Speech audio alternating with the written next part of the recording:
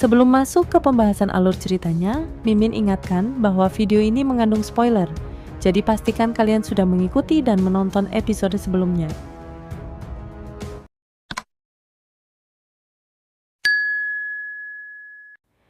Satu tahun telah berlalu. Waktunya tiba bagi para jenius muda untuk menentukan pilihan. Bertahan di tempat aman atau menapaki perbatasan sunyi. Tanah penuh maut, 9 mati, 1 hidup. Banyak yang ragu, tapi tidak Shihao. Ia hanya duduk tenang di tebing, sebulan penuh tak bergerak, menanamkan kitab suci ke tubuhnya. Cahaya abadi menyatu dalam darahnya hingga berkilau bagai emas cair. Tulangnya bergemuruh, auranya meledak, membuat orang lain iri sekaligus gentar. Evolusi hidupnya maju selangkah lagi. Dengan fondasi terkuat ini, aku akan menembus langit, gumamnya. Hari keberangkatan pun tiba. Para tetua menatap generasi muda. Suasana tegang, keputusan harus dibuat. Aku akan pergi, seru semut emas kecil penuh gairah. Cao Yusheng malah mendesah, yakin kematiannya menunggu di sana, namun tetap bertekad. Aku tidak mati, hanya tidur. Suatu hari, kita akan minum lagi Lunar Jade Rabbit Great Shutuo 10 Raja Mahkota, Shi. Satu persatu berdiri memilih jalan maut itu. Lebih dari 150 jenius akhirnya menegaskan tekad. Namun para tetua membatasi jumlah. Hanya 100 orang pertama yang boleh berangkat, sisanya menunggu giliran setahun lagi. Altar hitam menyala, formasi Dao membuka jalan. Tubuh mereka tersedot ke terowongan cahaya meninggalkan surga tak terukur, lalu muncul di hutan purba penuh roh jahat. Mereka telah tiba di perbatasan sunyi. Bahaya segera menyambut, kulit manusia terbang, rawa darah mematikan, kabut beracun. Para tetua menuntun mereka melewati jalur kuno, agar para pemuda ini benar-benar menyadari kengerian perbatasan. Akhirnya, di ujung jalan, muncul bayangan raksasa yang menutupi cakrawala, Imperial Pass. Kota abadi setinggi langit, luas bagai kosmos. Shihao menatapnya, perasaan bercampur. Di balik dinding abu-abu itu terbentang medan perang yang akan menentukan hidup matinya. Ia menoleh sekali ke arah 3000 provinsi Dao, teringat desa batu, keluarga, dan Huolinger. Apakah kalian semua baik-baik saja? Bisiknya sebelum melangkah ke masa depan yang penuh darah dan api.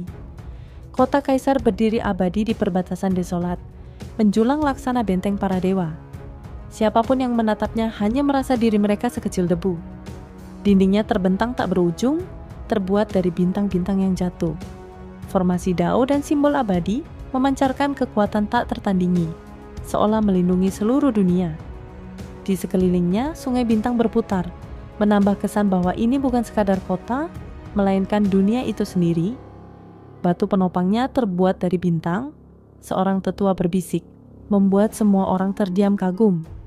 Namun, kemegahan itu juga menghadirkan tekanan. Tubuh setiap orang bergetar, seakan-akan hancur oleh kekuatan kota ini. Di sekitarnya terdapat pasar dan perkampungan, dihuni keturunan para penjaga lama. Sedangkan mereka yang benar-benar bertugas menjaga dinding, jarang terlihat, terikat oleh kontrak aliansi kuno, mengorbankan sisa hidup demi pertahanan kota. Dengan altar tulang putih yang bercahaya, rombongan pun menembus gerbang dan masuk. Yang menyambut mereka bukanlah pemandangan megah, melainkan tanah kelam penuh kabut dan kerangka. Baru setelah altar emas diaktifkan, mereka benar-benar menembus ke Imperial Pass. Di dalam, mereka melihat para ahli duduk membatu di atas bintang, tubuh dilapisi debu, sebagian bahkan ditumbuhi rumput. Mereka tetap di sana, menjaga satu celah tembok sampai mati. Ini baru sudut kecil dari kota ini, jelas seorang tetua, lalu membimbing semua orang menyusuri jalan emas. Sepanjang perjalanan, pemandangan membuat mereka terperangah. Binatang raksasa pemakan langit dijadikan tunggangan para ksatria baja. Seorang pemanah legendaris yang setiap anak panahnya menembus bintang di luar domain. Gunung-gunung yang sejatinya adalah bintang jatuh. Kota ini bukan lagi kota, ia adalah dunia luas yang menampung makhluk, gunung, sungai, hingga medan perang. Namun, kejayaan itu dibayar dengan darah. Mereka melihat ksatria kembali dari pertempuran, membawa tawanan dan mayat. Ada juga ribuan prajurit yang pulang hanya dengan peti mati di punggung. Suasana menjadi muram. Meski Imperial Pass tampak tak tergoyahkan, nyawa terus dipersembahkan hari demi hari. Di kejauhan, Shihao melihat tunggul pohon raksasa, lebih besar dari gunung meski telah lama mati. Dari celah kulitnya kadang berkilat petir hitam, petir abadi. Itu peninggalan makhluk abadi dari zaman purba, kata seorang tetua.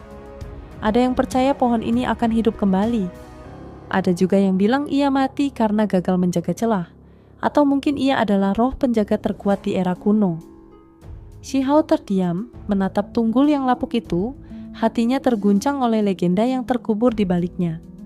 Di tengah tanah sunyi berdiri tunggul pohon raksasa, kulitnya kering dan hangus, sesekali memuntahkan petir abadi.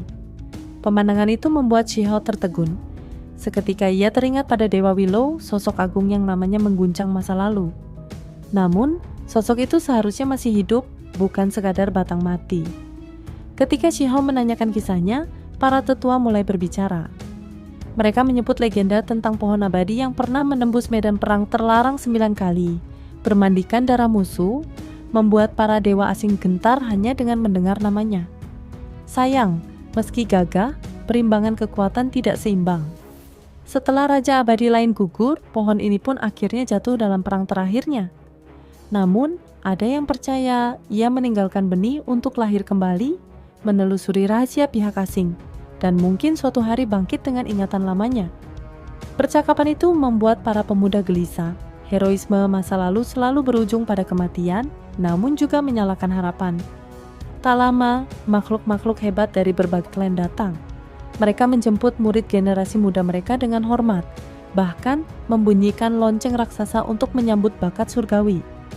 Klan Wang, klan Jin, hingga warisan kuno lainnya menunjukkan kekuatan mereka dengan mewah.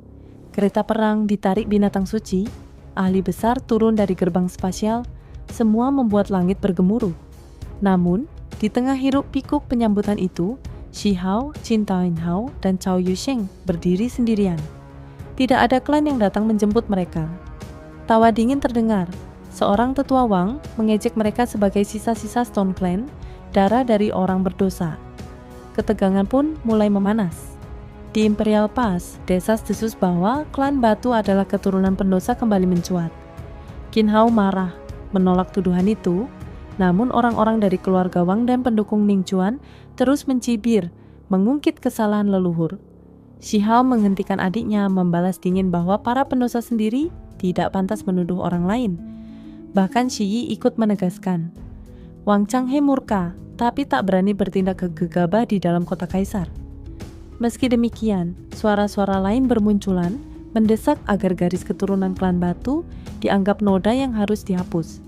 Sejumlah tokoh kuat mendukung hal itu, bahkan Gu Mingdao, seorang ahli menakutkan di balik Ning Chuan, menantang Shihao agar menghapus nama keluarganya jika ingin dimaafkan. Shihao tidak gentar, malah menuduh mereka pengecut tua yang hanya tahu mendominasi tanpa memberi jasa nyata di perbatasan. Suasana menegang, klan batu terpojok, hingga tiba-tiba Ye Qingxian muncul. Kecantikannya memukau semua orang, namun yang lebih mengejutkan ialah sikapnya. Ia secara terbuka membela Shihao bersaudara dan menuntut para penuduh untuk meminta maaf. Gu Mingdao dan Wang Changhe mencoba melawan kata-katanya, tapi sebelum perdebatan meruncing, langit mendadak bergetar. Dari altar leluhur muncul 3 sosok raksasa yang terbentuk dari energi darah. Aura mereka seperti jurang tak berdasar. Kehadiran mereka membuat semua orang gemetar ketakutan. Ketiga sosok itu melepaskan cahaya surgawi, membentuk jalan emas yang terbentang di bawah kaki Shihao dan saudara-saudaranya, seolah menyambut mereka sebagai pewaris sah. Pemandangan ini mengguncang seluruh Imperial Pass. Di bawah tekanan luar biasa itu, Wang Changhe, Gu Mingdao, dan para tokoh besar lain akhirnya dipaksa menunduk, mengakui kesalahan, bahkan menampar mulut mereka sendiri. Orang-orang terperangah. Tokoh-tokoh agung yang biasanya tak tergoyahkan, kini dipermalukan demi membela nama klan batu. Altar leluhur memancarkan aura abadi, energi darah bergejolak, lalu mewujudkan 3 sosok raksasa yang berdiri tegak di bawah langit. Mereka bukan tubuh sejati, melainkan proyeksi bercahaya emas. Namun, kekuatan Dao yang mereka bawa membuat semesta bergetar. Satu berwujud pria berjanggut liar dengan tongkat tulang putih, satu lagi diselimuti api dengan sayap phoenix, sementara sosok ketiga samar tertutup kabut. Kehadiran mereka membuat bumi berguncang, memaksa banyak orang tersungkur. Bahkan para ahli seperti Wang Changhe dan Gu Mingdao tak mampu menahan tekanan. Mereka diyakini sebagai para leluhur penjaga altar, tokoh kuno yang lebih tua bahkan dari Immortal Wang dan Meng Tianzheng. Kemunculan mereka membuat tuduhan terhadap Stone Clan seketika terhenti. Ye Qingxian menegur pihak yang memfitnah hingga mereka ketakutan dan memohon maaf. 3 proyeksi itu tidak hanya sekadar menunjukkan diri, melainkan juga meresonansi dengan tubuh 3 bersaudara Stone Clan, membaptis mereka dengan hukum Dao. Bahkan Cao Yusheng ikut terseret ke jalan emas, tubuhnya diliputi cahaya anugerah. Semua orang sadar, para leluhur ini secara terang-terangan melindungi mereka. Namun, ketika mereka menelusuri jalan emas hingga ke altar, yang tampak hanyalah ukiran batu kuno. Sosok-sosok itu ternyata hanyalah proyeksi yang dipanggil melalui pengorbanan tulang leluhur asing oleh Ye Qingxian. Rahasia ini mengejutkan semua orang, sebab tulang itu berasal dari makhluk agung masa lalu, peninggalan yang seharusnya tak ternilai. Shi Hao teringat 7 raja perbatasan, dan Ye Qingxian mengonfirmasi 3 ukiran itu memang perwujudan mereka. Namun, hidup dan mati mereka kini misteri, hanya sisa wasiat yang tersisa. Ye Qingxian sengaja memanggil proyeksi mereka untuk menampar pihak yang merendahkan Stone Clan, bahkan menyebutnya akan lebih indah ketika kebenaran akhirnya terungkap, dan membuat lawan-lawan mereka menanggung malu. Di luar, Gu Mingdao, Wang Changhe, dan para ahli keluarga besar masih tidak terima. Mereka mencoba mencari kebenaran dari para sesepuh klan umur panjang. Namun, wajah para tetua itu justru menunjukkan ekspresi aneh, seolah ada rahasia besar yang tak layak diungkapkan begitu saja. Itu saja spoiler untuk episode 275 dari Donghua Series Perfect World.